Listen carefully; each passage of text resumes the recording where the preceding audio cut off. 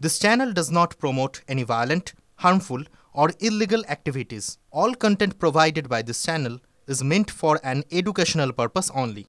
এই যে গন্ডগোল চিন্তা ভাবনা করেই গন্ডগোলটা করা হয়েছে, এর কোনো সরকারের হাতে সমাধান নাই আর সরকারের ইচ্ছাও নেই, সেজন্য এই বৈঠকের কোনো ভবিষ্যৎ নাই। কিন্তু যারা বঞ্চিত তারা শেষ পর্যন্ত মুখ্যমন্ত্রীর ভরসা রেখেছিলেন, আমি জানি না এখনও ভরসা আছে কিনা, তাদের অন্য পথ ভাবতে হবে। কারণ এই যারা যোগ্য আছেন তাদের কাছে পুরনো এমআর সিটের কপি আছে। আমার যদ্দূর জানা আছে প্রায় 18,000 শিক্ষক যারা যোগ্য তাদের তালিকা এমআর সিট আছে ওদের কাছে। অরিজিনাল সিট নষ্ট করলেও এটার সঙ্গে বাকি যে লিস্ট প্রকাশ হয়েছে মিলে যাবে, সেটাকে গুরুত্ব দেওয়া উচিত, ওইটা নিয়ে আন্দোলন করা উচিত। যারা অযোগ্য টাকা দিয়ে চাকরি পেয়েছেন তাদের তো সাজা পাওয়া উচিত। আজ আমার চাকরি পাইনি আর কোনো পরীক্ষায় বলবো পরীক্ষা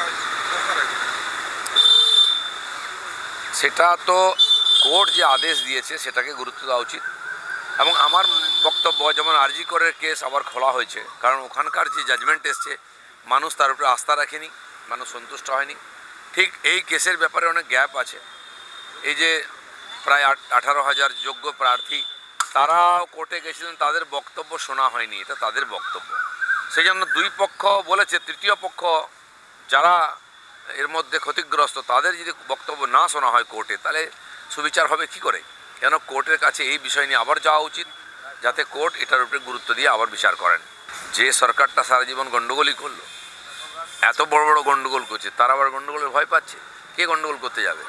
যে গণ্ডগোলটা করেছেন ওটার সমাধান করুন। এত হাজার হাজার পরিবারের ভবিষ্যৎ অন্ধকারে ফেলে দিয়েছেন, সেটা সমাধান করুন, ভয় পাওয়ার কোনো কারণ নেই।